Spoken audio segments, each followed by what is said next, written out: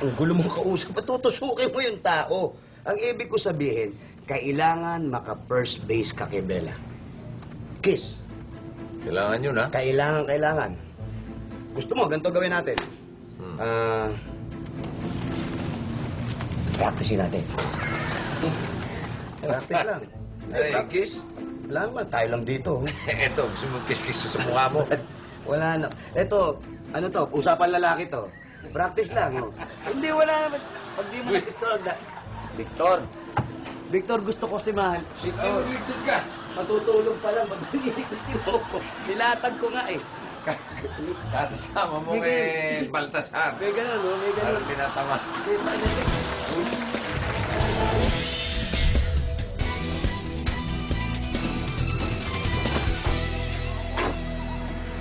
Kabalang po haba. 19. Ang bewang. Oops. Bewang. Okay lang po? Yan. Victor, pasensya na muna ha. At kayo na muna bahala ng gas doon sa kantin. Eh, alam mo naman, asikasuhin ko lang itong oath-taking ni nanay bilang barangay lupo ng mga barangay. Ayos lang yun. Di kaya parang OA naman yung preparasyon na yan, eh. Appointed lang naman si Aling Idang. Sandali lang. Sige po.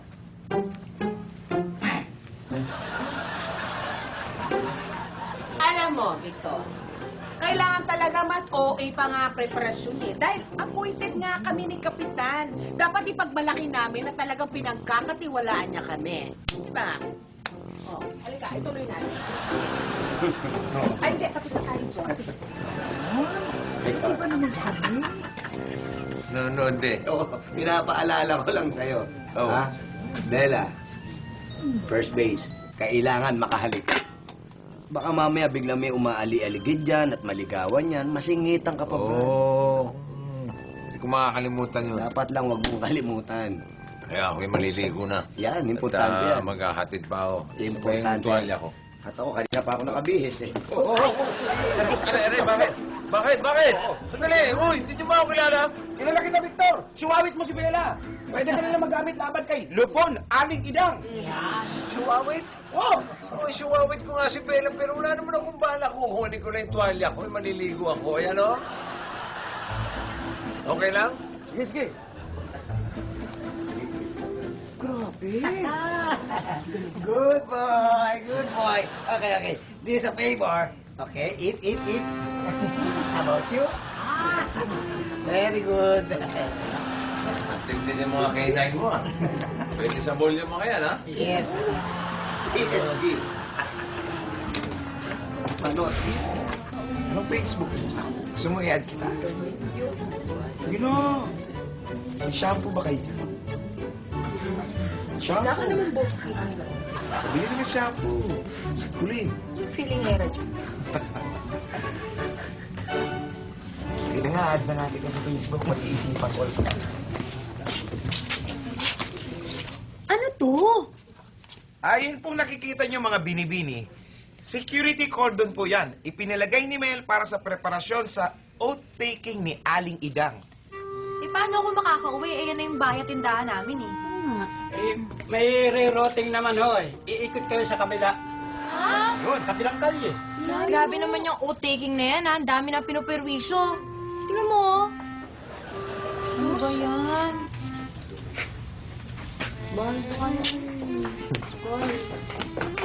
Hanggang dito ba yung security cordon na yun? Eh, dumaan na nga tayo sa kabilang kanto eh. Nasarado pa din. Saan ba tayo dadaan? Bal.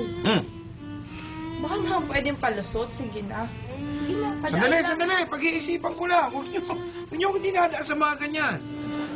Oh? Security to. Pero, dali lang ha. Gagawin ko to. Alang-alang lang kay Colleen ha. Okay, ha? Bahala ako rito ha. So, daan na kami. Sige, pwede. Oh. Wow, thank you. Yung bahala kay Ikaw Kuya. din talaga, ha? Di ba? Yung bahala, lakad nyo ha. Baka pwede makiusap na lusot kami. Kasi baka mahuli kami sa trabaho. Ay, ganun po ba? Patingin nga ng lista mo. Titingnan lang po natin kung nandito yung pangalan nyo sa mga pwedeng dumaan dito sa kordon, ha? Damn it. Damn it! Oh! Damn it. Siya. Okay! Pwede po, nandito po yung pangalan nyo. Pwede po kayong dumaan. Okay, salamat ha. Okay. Sige po. Makiusap ka na din. Si Tasha. Ah, Bal? Ah? Mari bang palusot na rin? Ay, i-check din natin yung pangalan nyo po, ano? Ano pong name nyo? Tasha. Tasha? Tasha. Tasha. Okay. O yun nandito po oh. Unang-una, number 1 po. Sandali. Number 1 sa hindi pwedeng dumaan dito sa kordon. Sorry po pasensya na kayo. Ah. Yun na po, pasok na kayo ng trabaho nyo. Idang na yan! Ako yung idang na yan!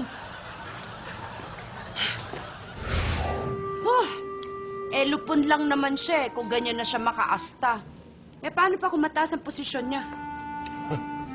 Panay patol ka naman kay Idang. Kaya iniisip nila na inggit ka. Demet hindi ako naiinggit kay Idang.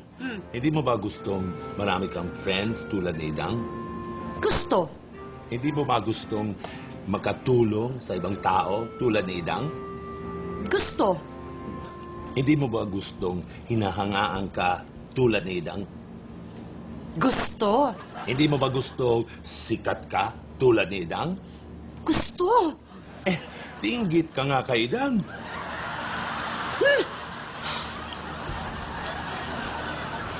Katanggat, Demet. Pre, nabalita mo ba?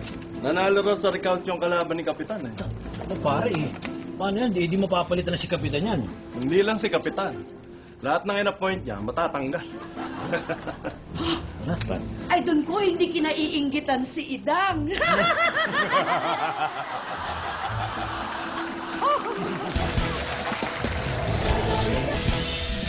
Nakahanda ako na manilbihan sa Sa ikauunlad ng ating barangay. sa ikauunlad ng ating barangay.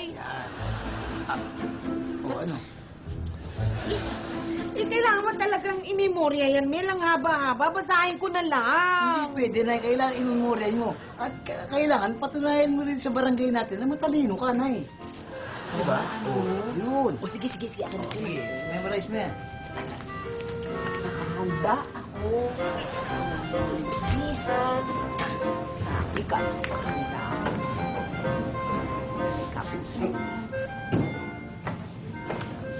Sir. Oh, boss. Hindi man lang ba kayo sasama sa kantin kahit sandali lang? Binabantayan ko si Aling Idang eh. Ako naman, tinuturuan ko mag-speech si nanay. At saka nagpaalam na naman kay Victor na hindi mo na kami papasok sa kantin. Alam nyo, kahit sandali lang. Silip lang, sumilip lang kayo. Tsaka na